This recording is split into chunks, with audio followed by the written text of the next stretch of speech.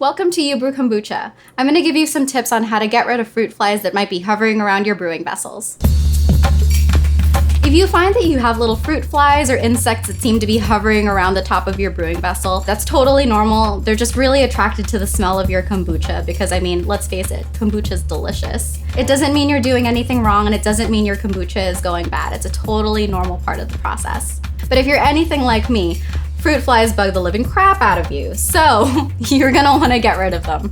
One way you can get rid of fruit flies is to essentially make a trap for them out of kombucha. You can take some previously brewed kombucha, doesn't really matter if it's flavored or not, and put it in a glass or some other type of container near your brewing vessels. The dish soap basically makes it harder for the flies to leave once they're in the liquid, and they basically drown in the kombucha.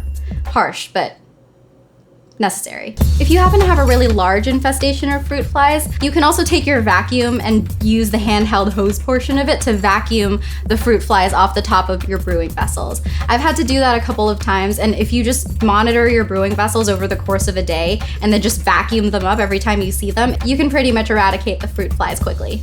As long as the fruit flies don't come into contact with your SCOBY or the liquid, you don't really need to worry about your brew getting infected with anything. A few fruit flies landing on the top or on the cotton cover aren't gonna affect your brew at all, so you don't really need to worry about that. For more information and tips about homebrewing kombucha, make sure you check out the other videos on my channel.